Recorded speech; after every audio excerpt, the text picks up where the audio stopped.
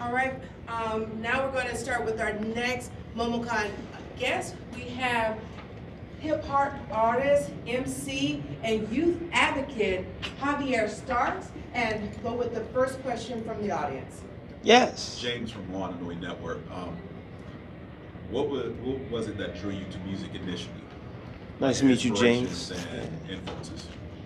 Originally, so I went through a period. My mom put me out of the house. I guess she was beginning to into a phase of mental illness. So she put me out. Found myself hanging out with a bunch of people who were partying, doing drugs and stuff like that. And I reached a place where I realized I was wasting my life away. And I realized that music was one of the main motivators and it was a catalyst for everything bad we were doing. And so I was like, yo, I'm going to make music that will show people that you don't have to do these things, so that you don't have to, conform in this way. So I decided to make music that was curse-free, that didn't degrade women, that didn't over-glorify money, that didn't promote these negative lifestyles, to show youth that I plan to work with that you can be successful functioning with integrity and doing what you love. So, yeah, that's how I got into music. That's it. Carnell from Carnell Holly Pictures. So with hip-hop being such a multifaceted where do you draw your inspiration for this fashion? Woo! Right now, I'm really on this tech wear line of thought. I love the idea that fashion and future can meet in a way that's not only just stylish but functional. But hip hop, when it comes to like the baggy style, because for a while everyone's wearing these super tight pants and stuff like that. I like the fact that, hip hop is still like impromptu, and so like the pants I'm wearing have a big pocket that has two pockets and a pocket, and the inside the pocket is a pocket, and that's just one pocket, and there's still two pockets and back pockets that have pockets. But anyways, I'm in my own pocket, I'm in my own space, I'm in my own bag, and I just think that hip hop is influencing a lot of what we're doing, and I try to align myself with brands that feel similar in the sense of understanding the importance of that. And so I'm a brand ambassador for the things that I wear and the stuff that I promote. Either, yeah. Elder Geek Sam with Grown A Geeks. I heard earlier before we started a list of some of the people that you've had an opportunity to work with, and it was quite an impressive list. Won't have you go through it now, but is there anybody that you have a desire to collaborate with that you have not collaborated with yet? Woo! That's tough, man. I mean, I think something with Stevie Wonder would be amazing. Oof. I think Stevie Wonder is the greatest musician of all time. And then simultaneously, I like to do more work with the people I've worked with slightly. So like I mentioned, some people know I've done work with Robert Glasper. I like to produce a whole entire album with him. I'd like to produce an EP with Kate Trinata. I think that the music that I make and the sound that I create will mesh really well with the stuff. I mean, I've seen it happen already, but I'd like to produce a full project with these people. Yeah. But Stevie Wonder, if I had to pick one, Stevie Wonder, come on, how many MCs has Stevie Wonder work with? Yeah. Like, you know what I'm saying? It's like they can do it, but they just haven't. So, anyways, yeah. Matt Jenkins, Moana Nui Podcast Network. I've got a two-part question. The first part, the style of your music, nothing negative, no cursing, nothing of that nature. Do you get a lot of pushback from other people in the hip-hop community about your style of music or producing your music?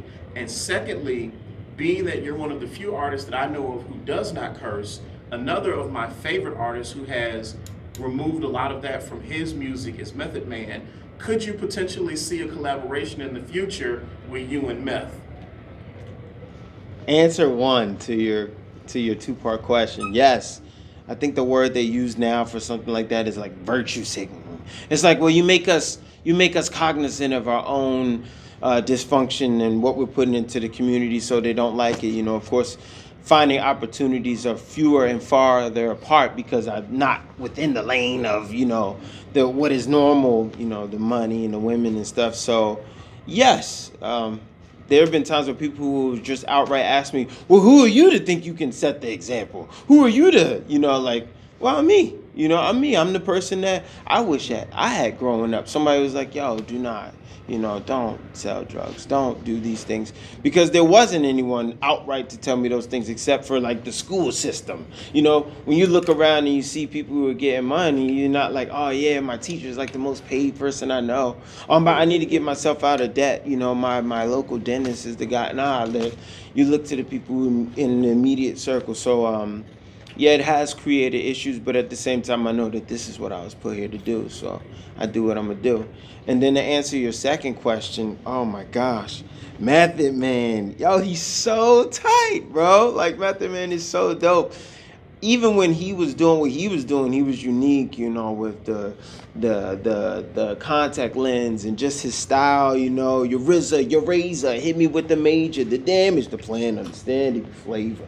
Like Method Man is dope. So yeah, I love to collaborate with Method Man. That'd be amazing. I got an idea that I'm cultivating when I get my money right to work with a bunch of my favorites. That only came up because on one of the shows that he does, it's one of the barbershop type shows, I forget which one he was on. Okay. He mentioned it and he was like, I bet a lot of people don't even know I don't curse on my records anymore. Yeah, that's and I good. got to think about it, I was like, oh man, he's right. I hadn't even noticed it either. Yeah, that's good. Yeah, if you know, in with Method Man, connect with brother. Yeah. Joy with the Millennium Podcast Network. So, a lot of people, when they see that you achieve a certain level of success, they don't know what you went through to get there. And can you talk a little bit about that? But also, there had to have been some points where you struggled to continue on. Every day. What made you keep going? So, and I don't talk about my family situation much because it's a volatile situation. I'm sure many of you understand. But even when I first started making music, my mom was like, I don't want to hear that stuff. So I would have to leave my home and go out onto the street, literally, and write my raps outside. Most of my beginning raps I wrote outside in the middle of the night because I couldn't practice it at home. And then as things would progress, even your friends, they're not really into that. They want to listen to 50 Cent. They want to listen to, 3 6 Mafia. They want to listen to that stuff. And I'm talking about being positive. Well, my music doesn't outright talk about being positive. I just don't glorify the things that everyone else. So it's like if you're looking to turn up, you're probably not going to go to my music first. It's the thought process to my friends. So I think out of all the things that I struggle with, inner struggles, that's probably one of the hardest because people are like, but our communities and we need to stop the violence and we need to, and then they turn around and listen to the same music that's promoting those same behaviors. And I'm like, yo, I'm out here actively in the community working with your children, but like you're not promoting my music because you're so caught up in the lifestyle. And I get it, everything has its place, but I think that kind of like they say, like put your money where your mouth is. If you want change in the political arena, you put your money behind the politicians that you believe in. You outwardly go out there and promote them. You talk about them. You don't just be like, yeah, I wish we had change, but go Trump. You know what I mean? It's like, yo, so yeah, man. If I hope that answered your question. Yes. In today's state of music, with how it's mostly commercialized, like how do you feel, or what do you think will change it? The fact that we as artists now have the ability to create and kind of like work around the gatekeeping that used to be, it's a positive and a negative because we've been flooded and bombarded with so much like trash, and that's my subjective definition of trash. To some man, that trash is treasure, but I feel like that is the chance that we have through the fact that we can just put stuff out there. I can record a song on my phone and release it today, and that's good and that's bad. I feel like because this information is circulating, because we're becoming more conscious as a community, I think that we are being more mindful of like, what, this brother Javier, he trying to do something. Let me check out what he got going on. I like that. Let me help support this to try to make a change. I feel like that's the only hope that we have because the people who are doing bad things are not just like sitting back casually. They're like actively like, yo, make sure them people listen to this stuff because that'll keep them where they are. And I think that the collective consciousness, we're connecting and networking through social media and stuff like that. Yes, sir. It's interesting as far as it becoming more common with mental health and everything. What do you find so far that helps you stay in the right frame of mind to keep doing what you do? That's outside of the music space. I'm someone who doesn't take anything for granted. I think that like when I wake up and I look out the window, I'm like, yo, that sun is beautiful today. I think it's cool to breathe. It's nice to be able to feel this and see this and to be surrounded by people, to be able to walk without having, a cane, or even just the fact that I'm walking, having both. I'm just a very grateful person. We grew up in Baltimore. I was born in Georgia. Both my parents are disabled veterans. I was born in Georgia. I grew up in Baltimore. Then we moved to Gaithersburg before I went to D.C. So I've seen like all walks of life. And I know literally I've been homeless multiple times trying to do what I felt was right. And so I know what it's like to not have anything. So everything I have is so much more than what I've had at some points in my life. And it's like, yeah, man, like, I ride around on these electric boards, and I'm globally known for riding a one-wheeled electric skateboard. And that board costs more than my mom's Honda Accord. And it's like, you can't tell me there ain't no progress generationally. And so I just focus on being grateful. It's like there's always something bad to complain about, and you have every right to complain about it. You have every right. But like, do you really want to spend your day like that? It's like, nah, I choose to be happy every day. Yeah.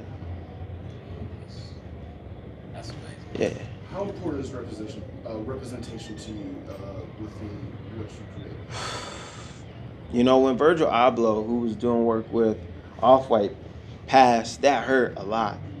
And when Chadwick Boseman passed, man, I cried real tears. And it wasn't because I knew him, I didn't know him. A bunch of my friends know him because I'm based in D.C. and he was on U Street. He was growing up with the people that I look up to. But like, he meant so much to so many people, bro. It was like, dude, the first like really cool black superhero passed from cancer. It's just like, dang, bro. So I feel like what I'm trying to do with myself in the same way, and to answer your question, is to show them that like, yo, you can do these things and still be cool. People like, yo, I love your fit, love your hair, love your earrings, you got a nice smile, love your stage presence. It's like, it's cool. It's like, you can do this too. It's like, we all have it within us. The difference is we've been so conditioned to believe that someone else is cool. It's like, nah, there's someone who's looking at you as you are right now today, and you're like, yo, that person dope. But you sleeping on your own dopeness. Yeah, so I try to be what I can be, and at the same time, yeah, I think it is important, which is to segue into my upcoming album, which is a EP themed around Echo from Arcane. When people were talking to me about the show, they were like, oh, he's got your hairstyle, and he rides a board, and he's fighting for like injustices just like you. I'm like, yo, that's so rare. But at the same time, the music that surrounds that show and that character has not necessarily reflected the get up and go, the impromptu-ness, so we were like, yo, let's create some hip hop for Echo from Arcane, because like Echo is like, yo, he's tinkering, he's making things happen. That's impromptu, that's hip hop at its finest. Like, we made hip hop, we made DJing, we made graffiti, we found ways to break dance and cardboard and all that good stuff. So I feel like this is my way of like contributing to that representation, and I hope that it's received by the community. Yeah. It's kind of been a stigma where an artist has to die before they can get bigger. How do you feel about that? Oof. Was it posthumous success? Man, I don't know. It's kind of in a similar way. It's like the way they want you to create content. You kind of gotta like kill off who you are to like fall into a lane, and that's been a big challenge for me because I do so much on social media, but I'm like, yeah, but I just won't do that. Even when it comes to like a popular song that I could use as background music that will help blow my video up, I'm like, yeah, but it's just so vulgar. But the message in that song is just so bad. It's like, but I need the views, but if I don't post, if I do post, like, dang, if you do, damn, if you don't type vibes. And I think that I'm going to be good. I think that I just need to be more intentional about who I connect with in spaces like these. And the more we talk to each other about what we can be doing, the more it becomes easier to see that we already have access to what we need to do to create change. And yeah, maybe I might be even more successful after I pass away. Maybe I won't, but I feel like I got enough opportunities and my network is large enough and people believe in what I'm doing to the point where I just gotta keep pushing, and I feel like things are gonna start falling into place. Yes, sir. So with this being the 20th anniversary of Momocon, I'm just curious to know what makes this convention special to you? Woo! Well, I mean, I was born in Georgia, so it's good to be back home. My friend was like, "Oh, you going home for your birthday?" And my birthday this weekend as well, on the 22nd. Thank you so much. Yeah, it was cool being here. And I mean, Momocon is beautiful. You know, it's like ATL. It's like Chocolate City. You know, surrounded by people that look like you, think like you, feel like you, receive the same, you know, oppression and hate, but also the same love that you do, you know. And it's nice to wake up and go to Waffle House and come back and hang out with a bunch of creatives, whether it be black or white, all intermingled and appreciating the same thing. But we see a ton. I like the fact that I'm seeing a lot of vendors who are like myself, with their own brands, their own comic book characters, like DMC, you know. And I was like, that's where I met him last time I came. I was like, oh, you're you, bro. And it's beautiful. I think that more cons like this, like Blurred Con, is another current con that I go to. I really want to go to DreamCon. If anyone listening got a plug at DreamCon, please book me, because I'm trying to go to DreamCon to perform there.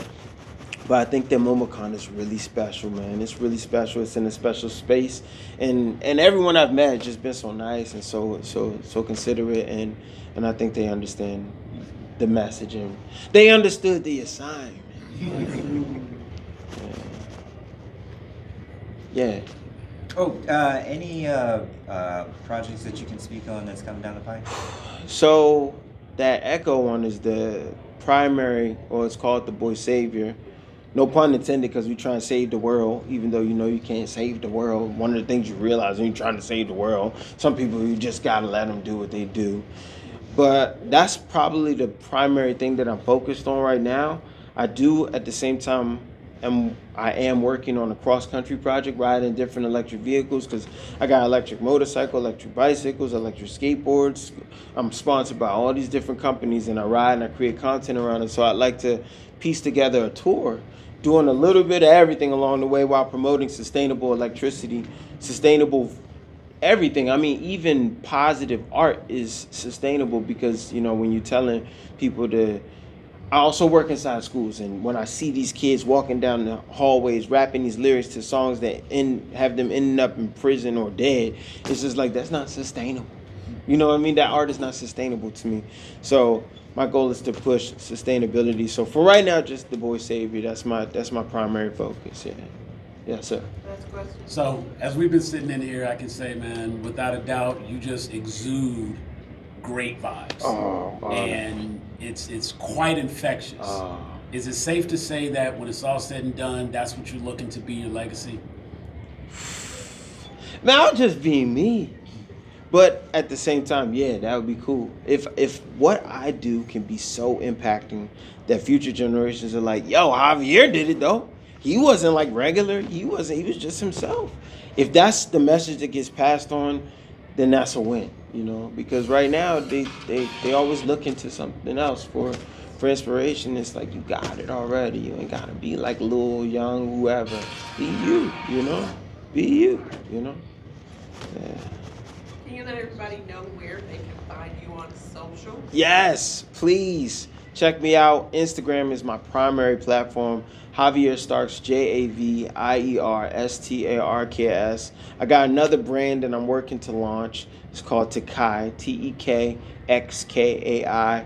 And it's going to be me talking about technology, techwear, but also just things that I love. You know, a mixture of hip hop, technical speak, but just things that I love. So check me out on those. Got a Discord that I'm going to get off the ground under the same two names. But yeah, I appreciate y'all. Hope to see y'all all soon.